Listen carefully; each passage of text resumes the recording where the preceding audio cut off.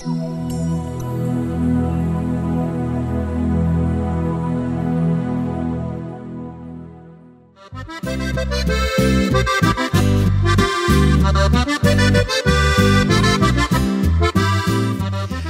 sommes à présent avec Benoît Escoffier, le responsable, le patron du Club des professionnels du vin qui est maintenant dans son escarcelle depuis quelques mois.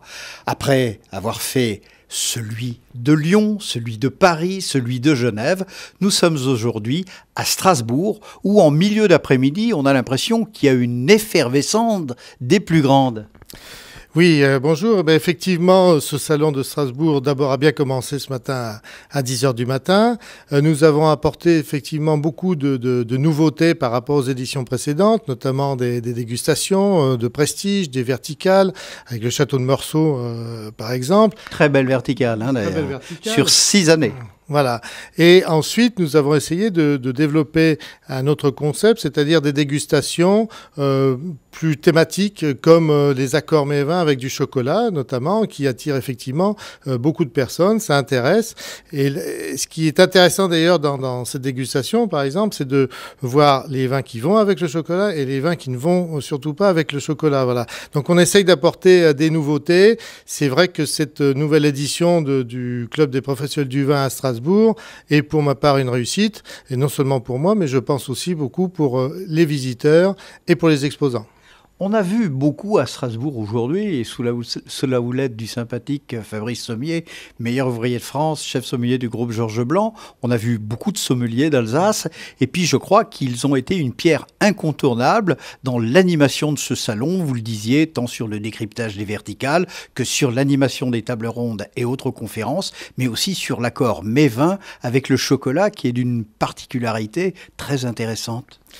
C'est vrai, on s'est beaucoup appuyé sur l'association des sommeliers, sur les sommeliers présents.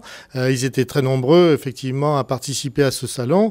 En premier, je citerai d'ailleurs Frédéric Vonnet, qui nous a beaucoup aidé. Le régional de l'étape. Le régional de l'étape. Et puis également, effectivement, vous le disiez, Romain Eltis, voilà, meilleur sommelier de France, 2012. Voilà, 2012, depuis le 15 octobre, qui nous honorait de sa présence et qui est resté un long moment à déguster, justement, différents vins de nos exposants. Qu'il a apprécié d'ailleurs à ce qu'il a pu nous dire. L'avenir du Club des professionnels du vin à Strasbourg comme ailleurs ? Eh bien, l'avenir, ça sera en 2013, au mois de novembre également, une nouvelle édition. Je pense qu'il sera encore... À Strasbourg, toujours. Toujours à Strasbourg. Nous sommes très bien à l'Hôtel Hilton. Nous allons continuer donc à travailler sur le terrain de Strasbourg avec, je pense, encore plus de sommeliers, encore plus de restaurateurs. Nous sommes déjà très contents de cette nouvelle édition. On en attendait beaucoup. On a été satisfait. Maintenant, nous attendons avec impatience 2013. Bien plus qu'une autosatisfaction, c'est en fait le décryptage de quelque chose qui marche.